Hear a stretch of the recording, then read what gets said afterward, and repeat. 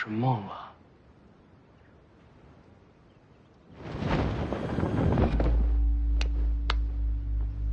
没想到吧？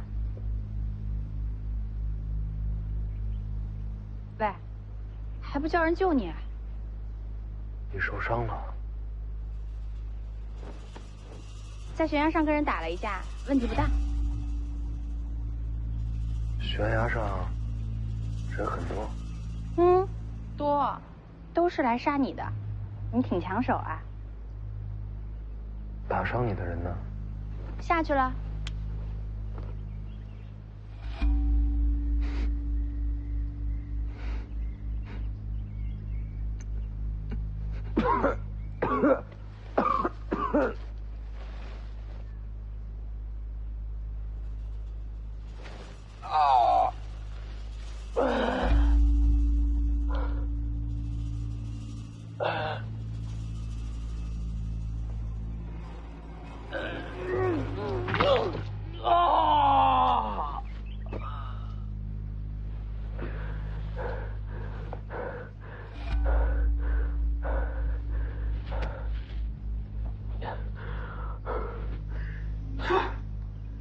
最麻烦的就是遇上疯子。希望赵浩章前辈说的都是真的。天都亮了，白打一晚上。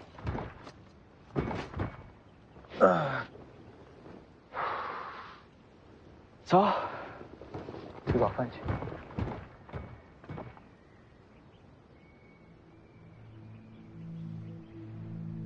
你还不叫人救你？我真杀你了。太阳要出来了。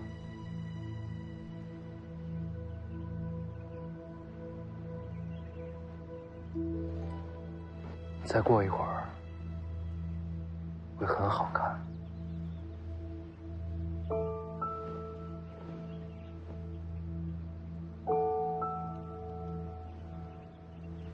要不我们一起赏个景，再搏命吧。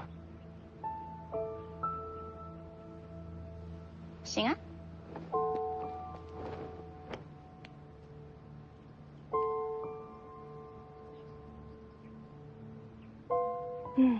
是很好看。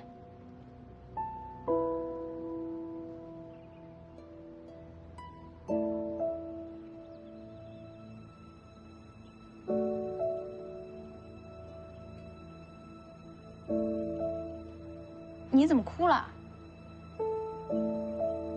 我梦见我娘了。她很好看吧？你这么好看，你娘一定也好看。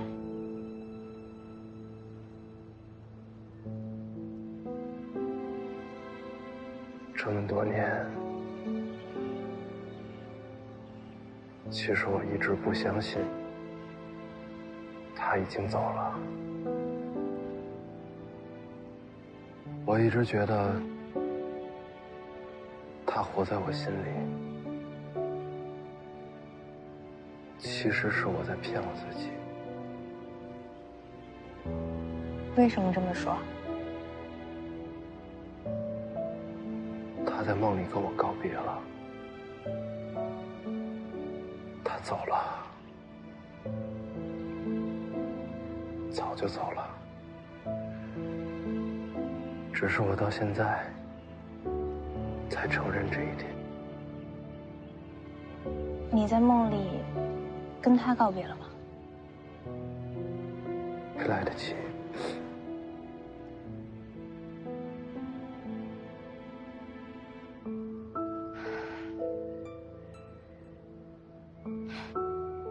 今天的景色是很美，看在美景的份上，不杀你了。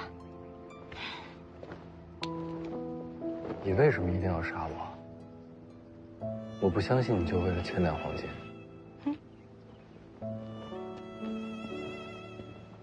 再见。来得及的。你说什么？说再见啊！只要你说出口，想听的人就一定会听见。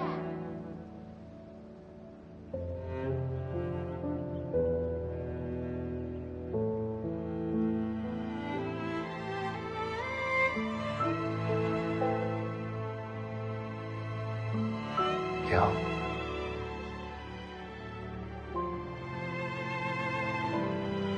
走啊！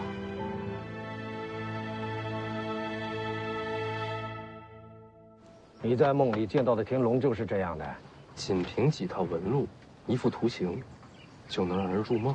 只对你有用。准备这些的人应该对你了解颇深。这功法就只是为了让世子做个噩梦吗？这是借梦境毁去一个人心中最重要的屏障和依靠。你娘应该是你心中最重要的那个人。是，这是想从心灵上给你打击，让你崩溃绝望。你怎么扛过来的？我把他们斩了。要不是前辈告诉我一剑开天门，我恐怕斩不出这一刀。不是每个人都能斩出这一刀的。扛过这一关，以后这类型的功法将无法再影响你了。可是，这个东西到底是谁送过来的呢？不管是谁送的，他还会再来。启程，去龙虎山。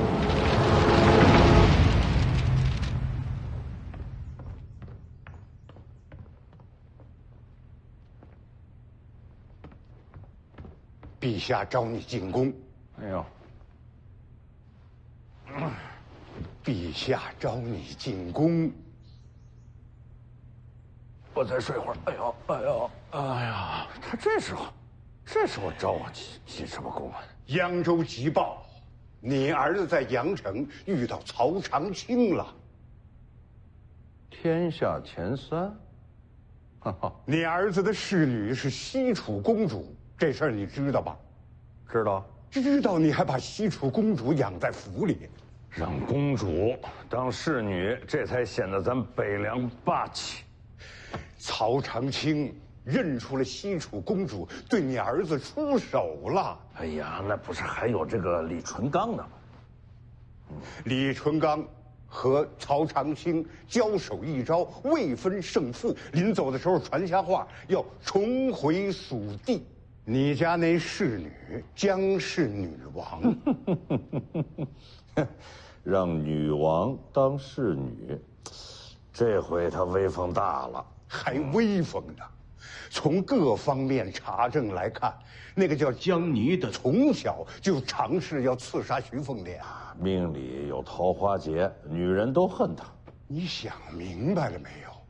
新一代楚国女王要杀徐凤莲。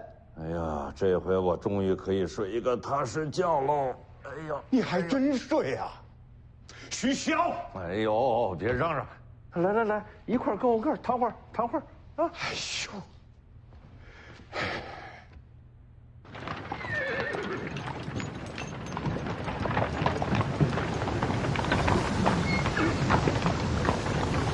起风了，有问题？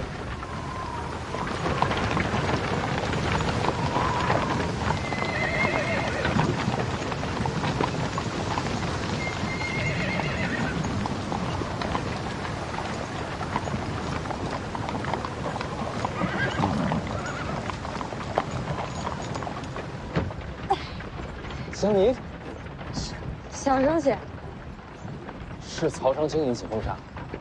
是我让齐少叔叔掩人耳目，我才能偷偷溜回来。我还以为曹长青不会让你。如果你遇到危险，有江离在你身边，曹长青才能可能出手救人，懂吗？我是回来要钱的。当你侍女这么多年，我要走了，你总得给点安家费吧？等你真走了，就给你。我跟齐少叔叔说好了，等你平安离开龙虎山，我就真要去西蜀了。不过，齐少叔叔也说了，我们在西蜀对北凉是好事。我宁愿你留下来。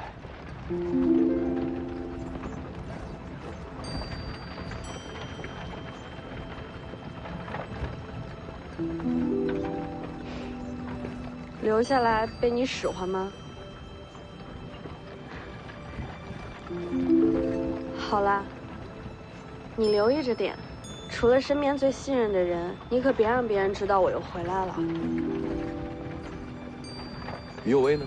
他在齐少叔叔身边，齐兆叔叔说，要把西楚各路义士都给他交代清楚，以后他就是我的直属女官了。殿下没被发现吧？如果杀了徐凤年会怎么样？好好的，为什么要杀徐凤年？公主要走自己的路，就不能有情感羁绊。孤家寡人，才能成帝王之业。胡扯！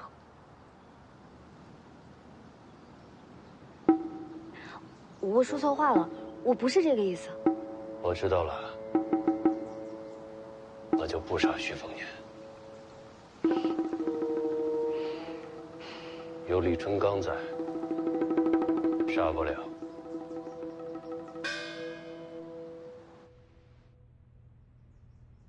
呀，此时陛下让你进宫，你儿子世袭罔替的事儿，他就有结果了。你弄出一个无视君恩的样子，这做什么呀？我什么也不想做。他让我在这儿闲置了这么多天，我还不能让他等会儿。现在不是赌气的时候。哎，你怎么就看不明白呢？啊？现在我表现得越狂悖，那陛下就越放心。好，全都是你的理。你要是再不去啊，宫里的马车全堵你门口了。哎，怎么又躺下了？对，也不能太过了啊。那咱们就去宫里走一趟。哎呀，好的。着什么急？你被人设计，陷入噩梦，谁干的？问题就出在这儿，我想不出来谁有这手段。你看我干什么？他是笨蛋，又不算真的闯过江湖，对功法手段不了解也正常。那你呢？你可是剑神，你也没头绪。我在天朝廷底下躲了这么多年，这些年来江湖上多了哪些高手，我哪知道呀？那我晚点去问齐兆叔叔。那女刺客呢？当时为什么不动手？我总觉得他的目的未必是杀我。现在回头想想，那2次重伤，真的是害我吗？那次之后，我破而后立，把真气强行吸收，将大黄庭推至4重。再之后，就是杨楚。要说呢，祸福相依，这伤啊也算来得及时。在阳城我杀琉璃亭，本该会有后患，但偏偏这次刺杀让卢家进退两难，反而借伤势将危机化解于无形。这2次刺杀，带给我的都是好处。所以你认为他是在帮你？今天日出之前是他杀我最佳时机，但他却没有动手。难不成又是许萧的布局啊？不知道啊。经过这次东西了，我觉得自己越来越看不透许萧了。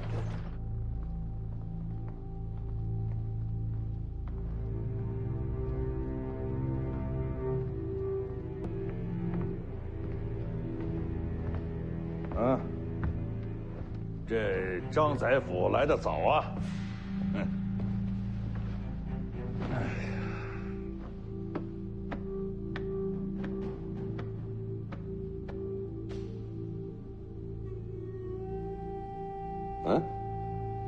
还有人来吗？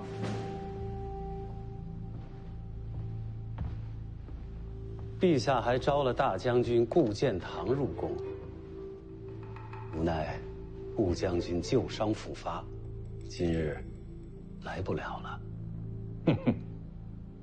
这胆小如鼠之人自然不敢来见我啊。春秋国战，4大名将顾建堂与上柱国齐名。黎阳一统后，上柱国盘踞北凉，画地为王，而顾建堂抛下布局，孤身入京，为天下事，静心激励。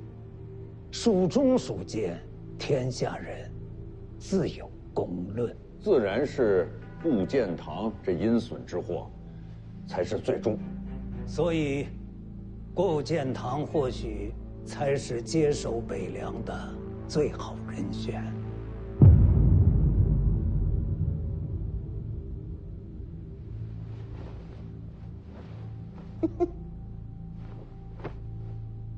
他接手北凉，那陛下能放心吗？请勿妄议君王。啊，不说了。陛下人呢？是他找我来的，怎么不露面？陛下身体不适，就不见上主国了。那招我进宫作甚？陛下口谕，要问上主国，北凉保住世袭罔替，誓死继承了北凉王位，还想不想上主国一职？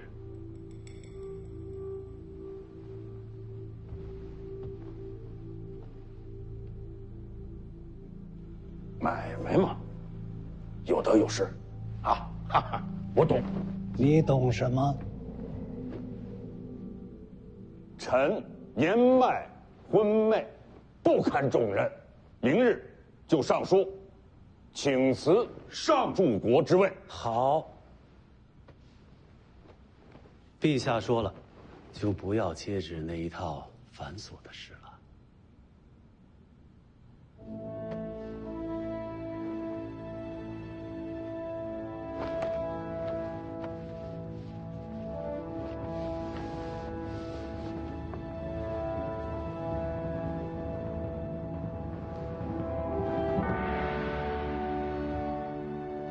王爷既然请辞上主国，那北凉王位自然该世袭罔替。下一任北凉旗还是姓徐。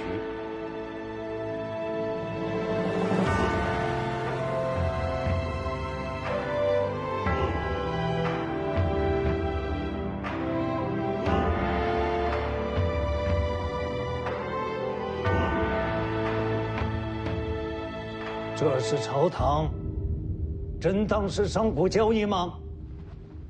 宰辅息怒，陛下说了，北莽虎视眈眈，楚人又蠢蠢欲动，可谓是危机四伏啊！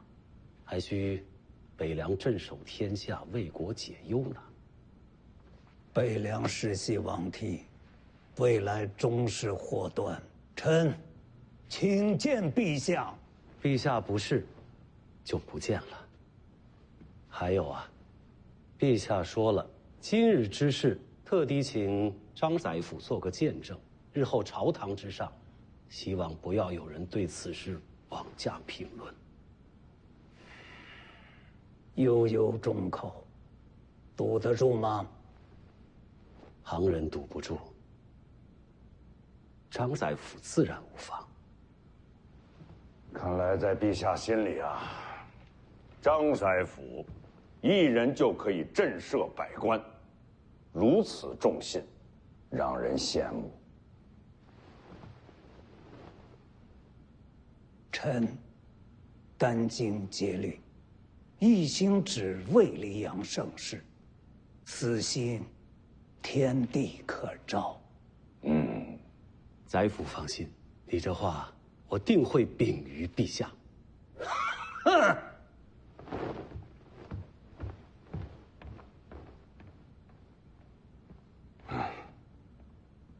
韩胜轩，今后北凉还是姓徐，你怎么想啊？难为王爷啊，还记得我这贱名。至于北凉姓什么，那是朝堂政事，我怎敢多嘴啊？人人都叫你韩雕嗣，啊，这叫多了，韩生轩是你的本名，可别忘了。小人起于微末，自不敢忘。人嘛，一呢，不能忘本；二，就是不能僭越，啊。王爷教诲，谨记于心。世袭罔替，世袭罔替，阻拦的人还真不少啊！最后成了，可喜可贺，可喜可贺，可喜可贺。好了，回我的北凉了。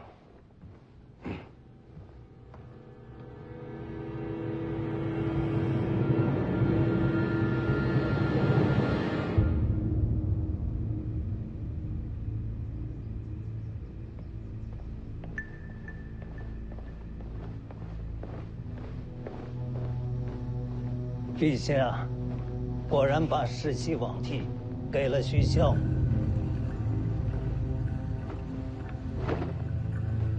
那徐骁拿什么还？请辞上柱国。上柱国一职虽然荣耀，却无实权。西楚正闹得欢，陛下自然希望北凉安稳。可这是养虎为患呐。顾建堂呢？他没有说话。顾建堂也称病不出。难道顾建堂打算一辈子就留在京城吗？陛下应该会把上柱国给他。陛下不愿意放顾建堂出京城，也是怕鱼入深海。那我们就眼睁睁地看着徐家世世代代统领北凉吗？陛下给了世袭罔替，不代表徐凤年就能活到那一天。龙虎四大天师，唯有你赵丹平，常年留在京城。这些年，斋教青词写了不少，还没写腻吗？朝廷安稳，龙虎山才有前景。徐凤年接任北凉，对天下对龙虎都不是好事。你要我回龙虎山杀徐凤年？龙虎山4天使，赵熙团，你弟弟的师傅，应该对你能留几分情面。脾气最糟的赵丹平，常年在京城被称为青瓷学士，这么多年没回龙虎山，应该也不用担心他。所以你要留意的呢，也就是辈分最高的赵希义，还有如今天师府掌门、道门领袖第1人赵丹霞。就这2个已经够可怕了。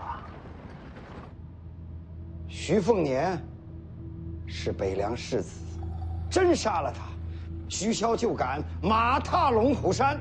你可以不用亲自动手，但他必须得死。这件事关系到黎阳朝未来的国运。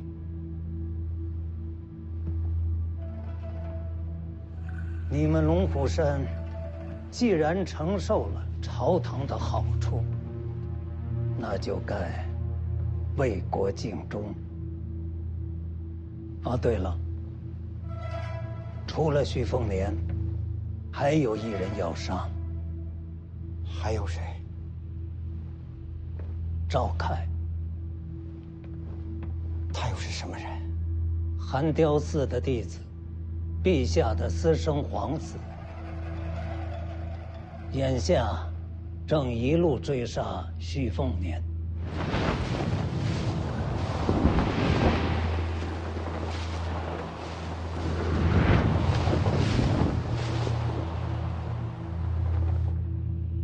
私生皇子。寒雕寺表面与我合作，其实是想杀掉徐凤年，引起天下大乱，然后借机让赵凯争夺皇位。他自己以为能瞒得过我。我张居禄所做的这一切，都是为黎阳朝万世太平。徐凤年是祸根，不得不杀。赵凯一样是乱应，正好一并除掉。宰辅大人，虽说是私生的，可他终究是皇子，暗中杀皇子。您有没有考虑过自己的下场？为国运而争，岂能在乎自身的命数？如果韩雕寺还真的知道了此事，他可不会放过你呀！一个太监还想着引发大乱，他不放过我，我也没打算放过他。不过，行了，朝堂风波我来挡，江湖的事情要看你们。赵丹平，你们龙虎山到底选择站在哪边呢？宰辅大人，我这就回龙虎山。徐凤年和赵凯的命，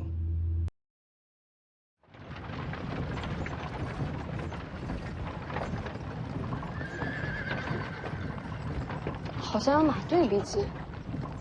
应该只是路过，要杀我也不至于在官道动手。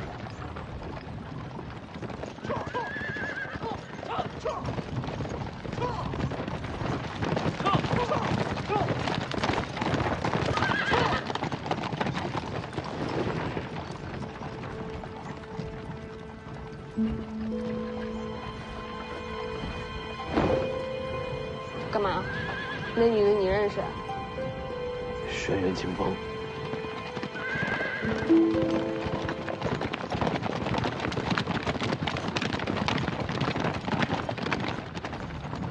龟山古牛大岗上的轩辕世家，就是江东轩辕。你也知道？当然知道了。轩辕世家有着数百年的基业，天下江流水运皆在轩辕门下。轩辕家还有个老怪物轩辕大盘，已是天象境。金刚指玄天象，那不是跟王仙芝一个境界了？轩辕清风，那不是轩辕家嫡长孙轩辕敬城独女吗？你怕他？怕是不怕的。那你躲什么？也就是之前3年游历的时候，跟老黄遇见过他。你把他怎么了？这不当时还有个温华嘛，他就是看见轩辕清风长得不错，夸了2句。怎么夸的？也就是什么魂部形状啊，利于生养啊。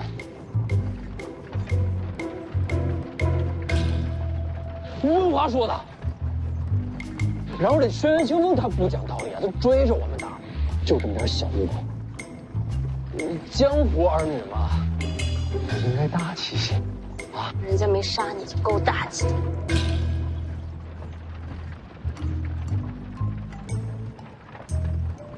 魏爷爷，远远跟着前面那队人马。明白。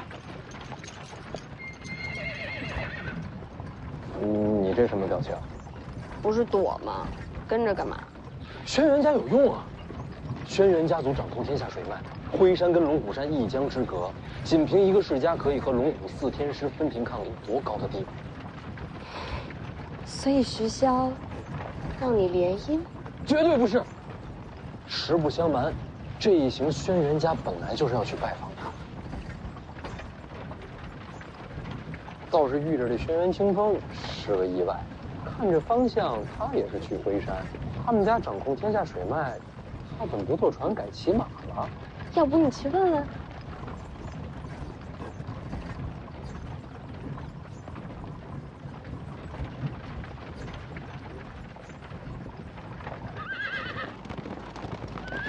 轩辕清风，听说他和他爹势不两立，这一脉顺下去，或许有好处。算了，还是先杀小舅子要紧。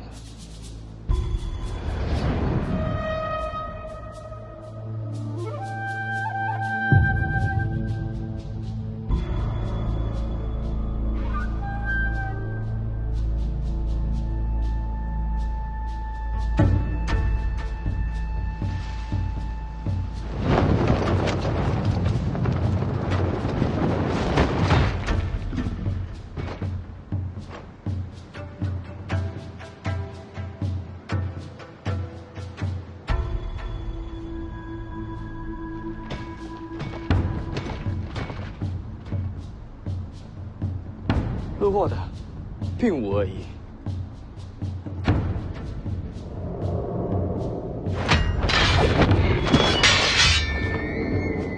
杀气还挺重，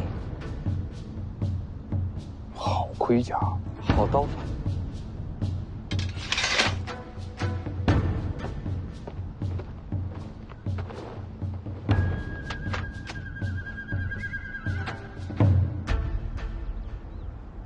不打了，能麻烦问一句，为什么要动刀？我们认识吗？刚睡醒，脾气躁。这会儿呢？杀不掉，睡觉。阁下贵姓？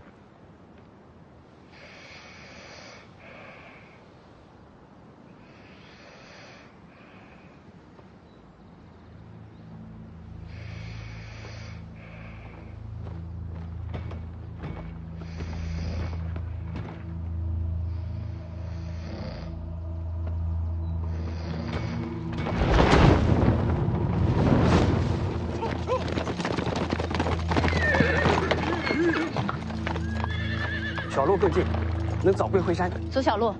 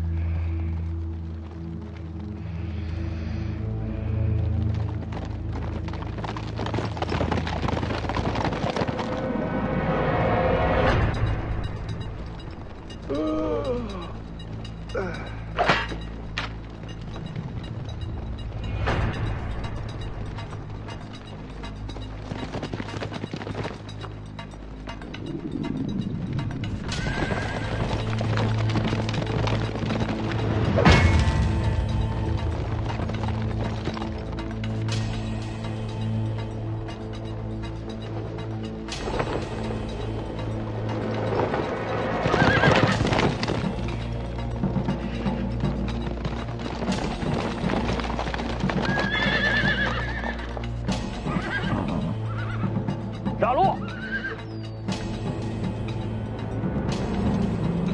上，驾！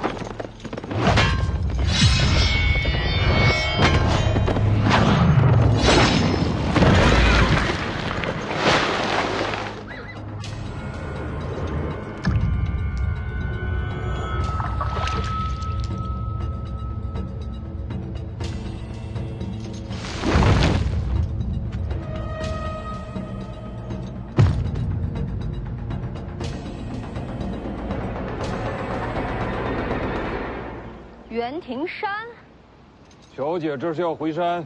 回山又怎样？还是别回了。你只是我轩辕家的门客，敢拦我的路？我也是听令行事。听谁的令？老祖与古牛将大水平亲传调令要我回山，轩辕家谁敢违命？你说呢？我爹让你来的。我若非要回去呢？回不去的。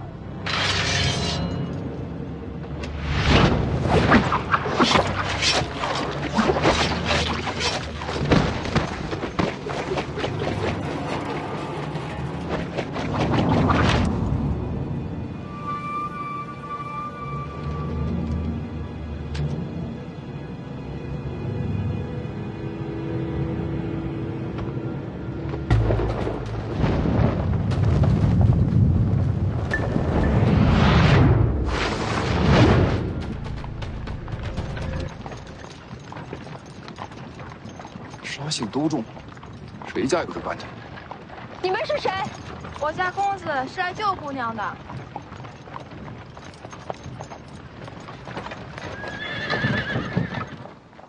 阁下是谁？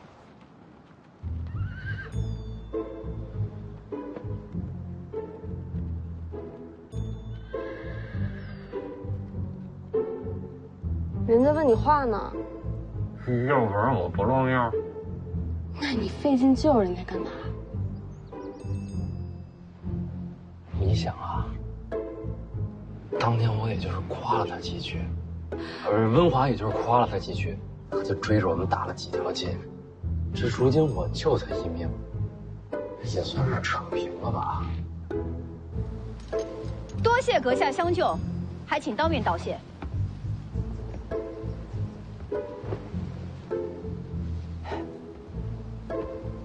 是你？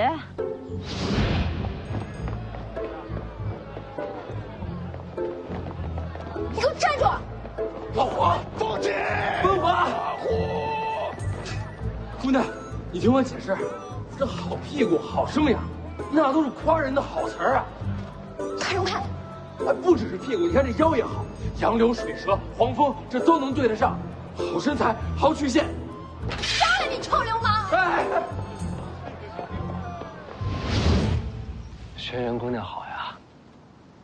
哎，等等，姑娘你记错了，当时怎么是我一个人呢？明明还有一个老黄，还有一个温华。那些话都是温华说的，我最多就在边上竖了个大拇指，帮了个腔，他才是罪魁祸首。你，姑娘，我也是交友不慎，咱们都是受害者。你还敢出现？这不有缘吗？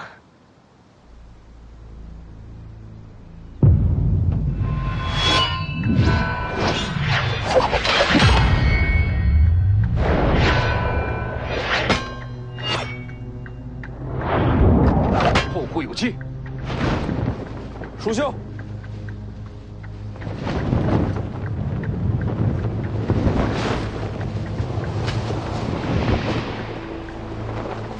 魏爷，放心，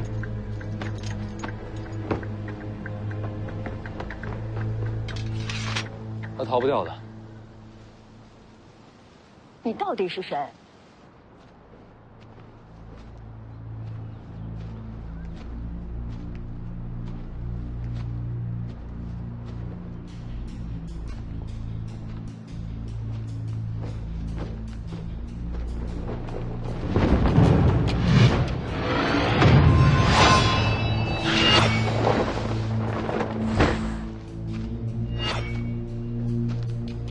就差那么一点儿，都不知道怜香惜玉，姐姐白疼你了。那要不我来心疼心疼姐姐？小嘴真甜。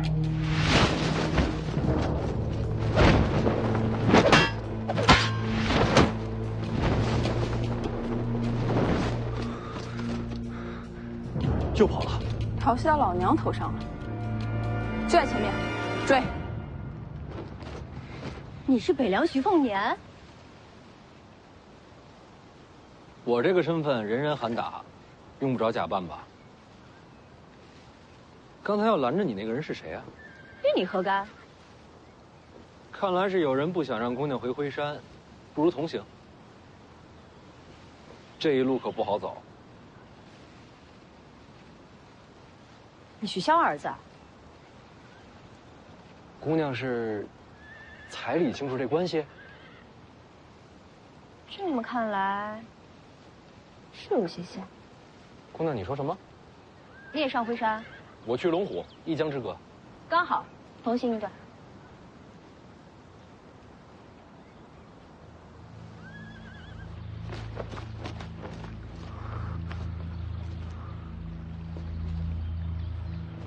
哪儿去了？过河了。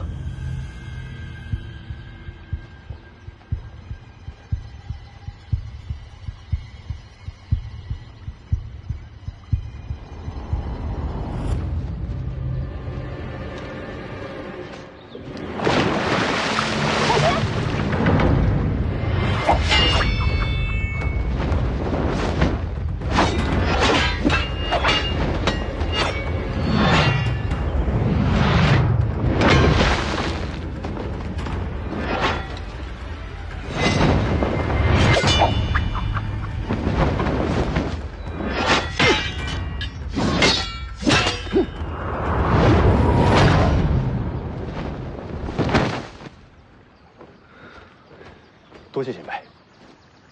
这是剑法还是暗器？36天罡桃木剑阵。桃木剑阵为什么用玉剑？这不显得贵气吗？帮人给世子带去。好。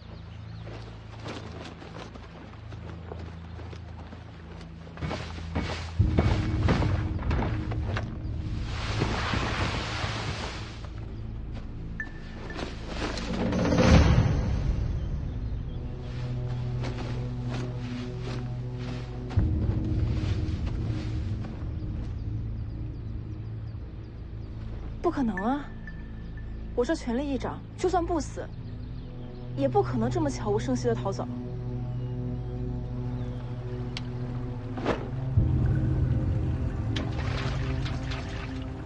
别装了，你又没晕。我真要杀你，刚才就不会救你。干嘛救我？你动刀偷袭的是北凉徐凤年。有机会联手再杀一次啊！我要是不跟你联手呢？我不勉强别人。不过你想清楚，你对他动了刀子，北凉会放过你吗？轩辕家会为一个门客与徐骁为敌吗？你什么时候动手？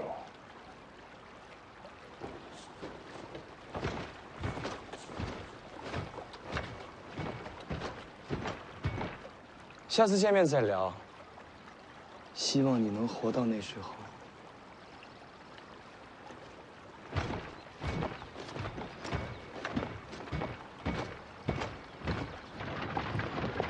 你不等你的那些手下了？他们赶得上来。姑娘这么着急回灰山，是有要事在身？算是。拦你那人是谁？袁庭山，我家门客。门客拦主人？应该是我爹让他拦的。你还想知道什么啊？轩辕家的大事会不会不方便让我知道？会。当我没事。北凉的蛇想伸进灰山？喝水不？不用。仗是见光顾着生气了。你仔细看你的面容。有什么可看的？你这面容，我娘应该喜欢。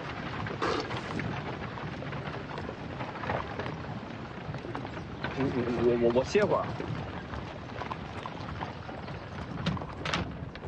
你说他是不是心智有问题？徐凤年，说真的，你是不是还见过他娘？真没有。咱们说正事儿。前辈，你知不知道轩辕家那位老祖？啊，灰山古牛将大雪平上，轩辕大盘，和我斗过剑呢，还活着。谁赢了？我只输过王献之啊。哎，你刚说了轩辕大盘什么境界？天象境。怎么跟我一样啊？那不是很强？境界有什么用？能打才行。小子，你想动灰山呢？轩辕家掌控天下水路，用处大得很。怎么收服？要不娶了外头那丫头？我徐凤年绝不卖身。他和他爹怎么回事？据说轩辕清风和他爹关系极差，所以常年不回灰山。他和他爹为什么关系差？他爹轩辕敬城是轩辕家嫡长孙，按理来说，应该由他执掌家业。可是现在整个灰山上下，没人把他放在眼里。为什么？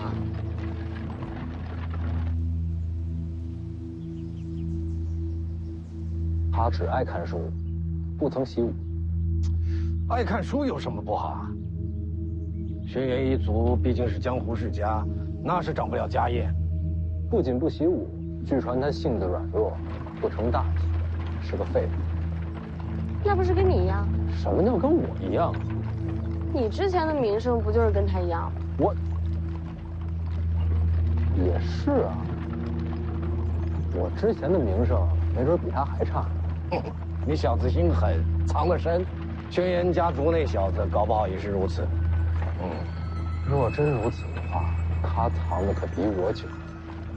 其实关键就一点，轩辕清风为什么回灰山，他爹为什么拦他，明白这个，整盘棋都看透了。我发现你自从见了曹长青之后，聪明了不少。厉害厉害，女王风范。哎，不是，我本来就很聪明啊。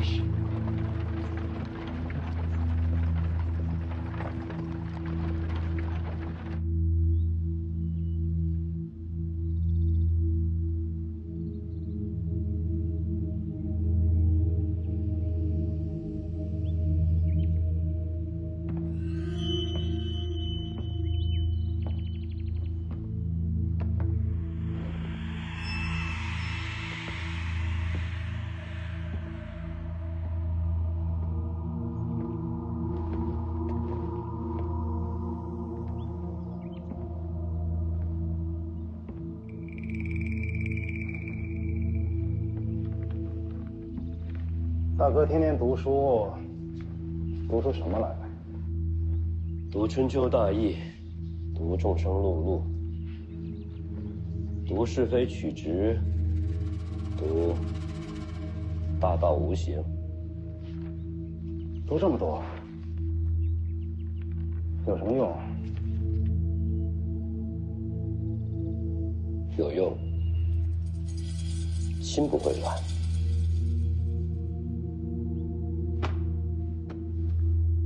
心不会乱。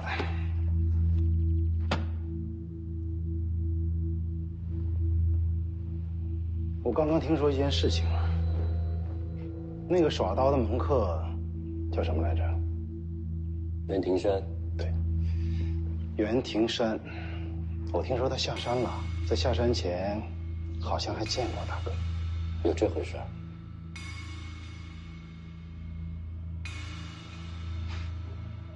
怎么，小兰清风回家啊？大哥，老祖宗选了你家女儿入大雪坪问鼎阁，接受武学的传承，这是何等的造化！你派人去拦，读书读糊涂了，大哥。做父亲的总得做些什么吧？回山的路这么多，一个袁庭山怎么拦人啊？就这么巧就能碰上？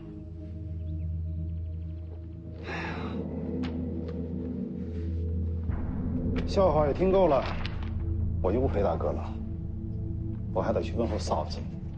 对了，嫂子养的鱼不错，你去看了没？哎呦，对不住，我给忘了，整座灰山人人都能进嫂子的住处，唯独大哥你不能进。读书有用，心不会乱。那你慢慢读。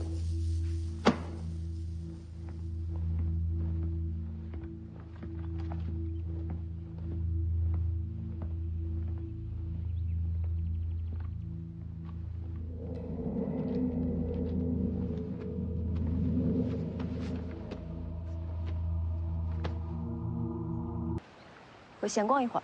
请便。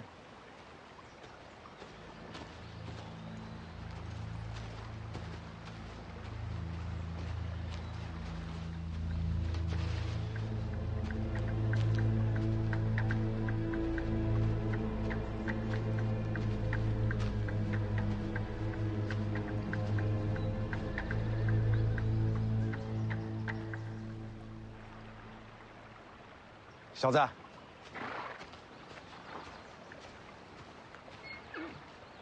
哎，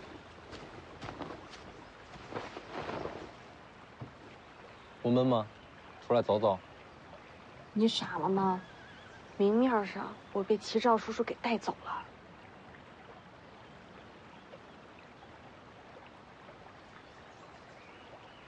干嘛呀？这一个人待着倒是有点意思。就是这如厕怎么办呢？要你管啊！哎，你们两个别闹了，等我把话说完了再闹。您说，轩辕清风不是去闲逛，他去的那个方向藏了个人。这您都知道？这距离瞒过我的没几个。偷偷见个人也没什么，毕竟我这北凉世子名声不好。见的人倒是有点意思。您还知道他见的是谁？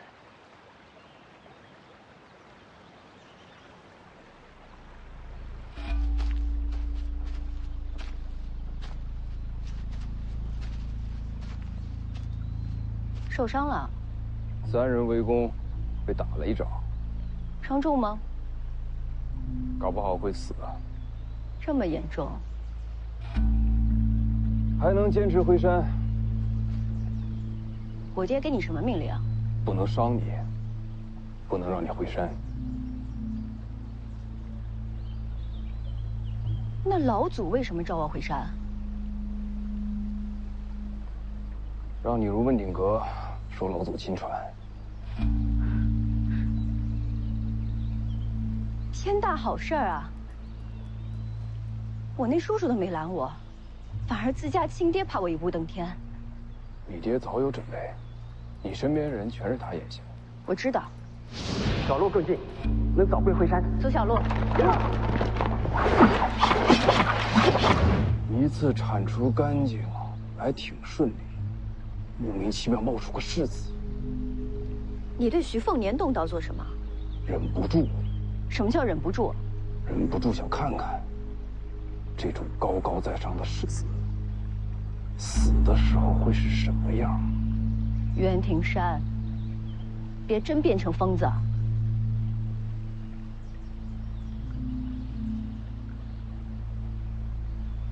我弟不让我回山，总要有个理由吧？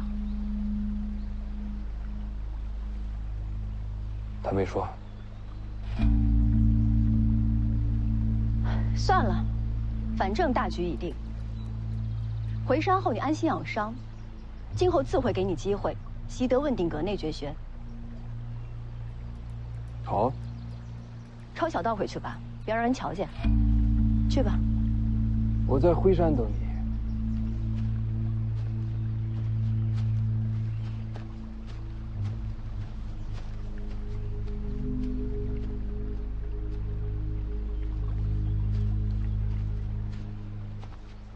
逛什么呢？你怎么来了？该上路了。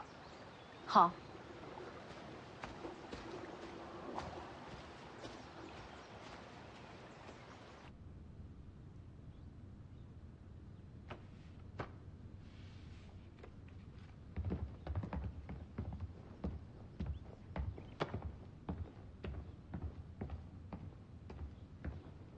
山下传来消息。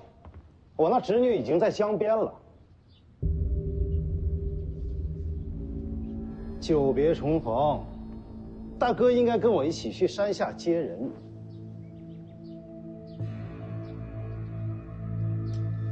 来人，夫人下山。不用，我自己走。请吧。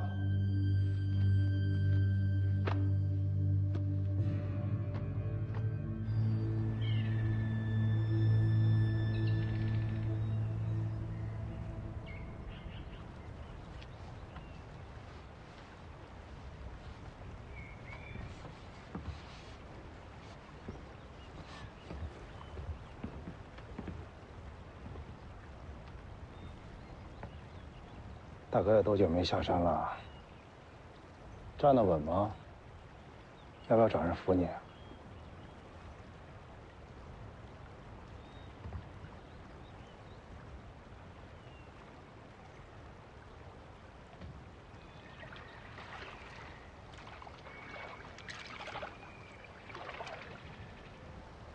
这儿还有龙虎山的人。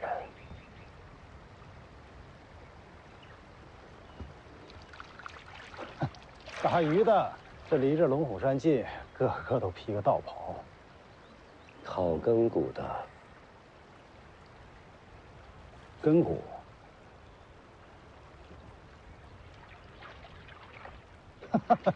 像个傻子。轩辕家百年屹立不摇，靠的是礼与义。礼义。那要不要廉耻啊？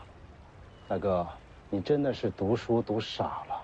轩辕世家风光至今，靠的是拳头够硬，实力够强。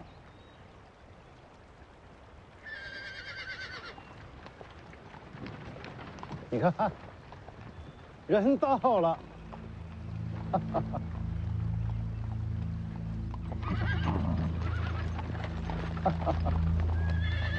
你家的船？清风归山。做叔叔的陪着你爹亲自来接你，这么多年了，也该回来了。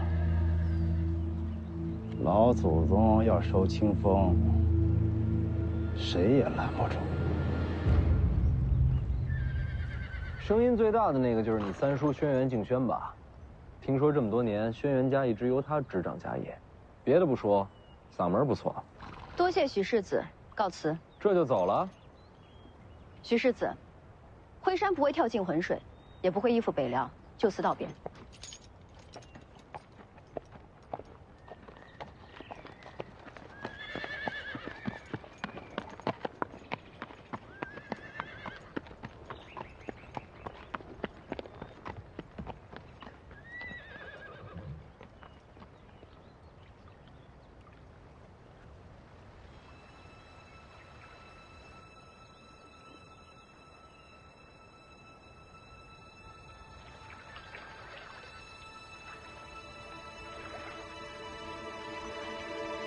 黄门儿。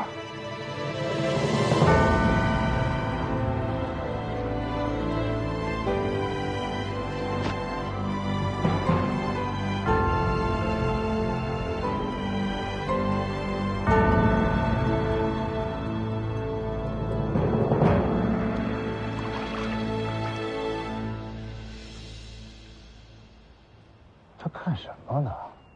大哥，送你女儿回来的这小子是谁？你知道吗？未曾见过。想必又是借机讨好惠山的江湖子弟。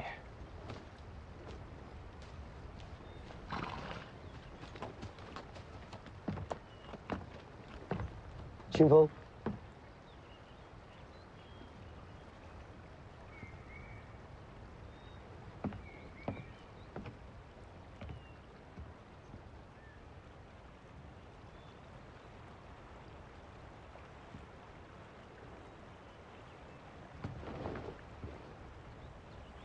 黄门儿，黄门儿，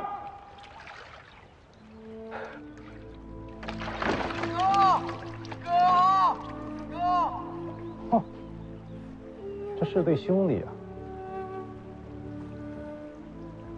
这么巧，还真是小王爷。他不是怕水吗？哥，前辈，送我一程。嗨。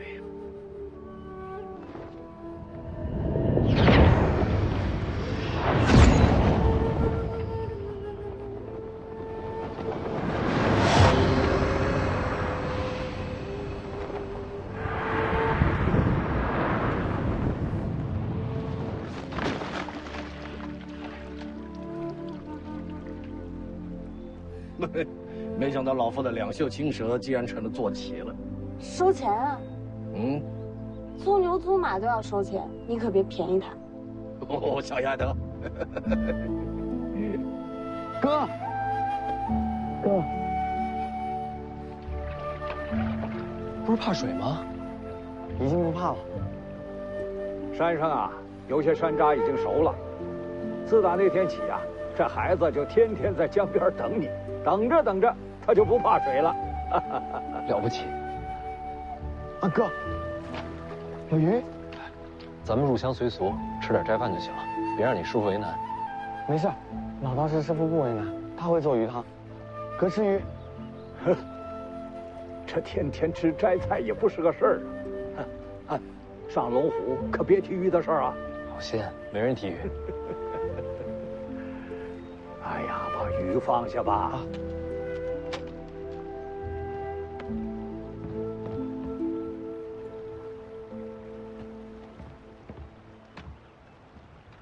赵熙团，龙虎寺天师。我听说赵熙团收了徐骁的儿子当徒弟。徐凤年。哎，用不用等他们？咱们先走，他们会跟上。好嘞。你的女儿怎么会认识北凉世子？我也不知。走了。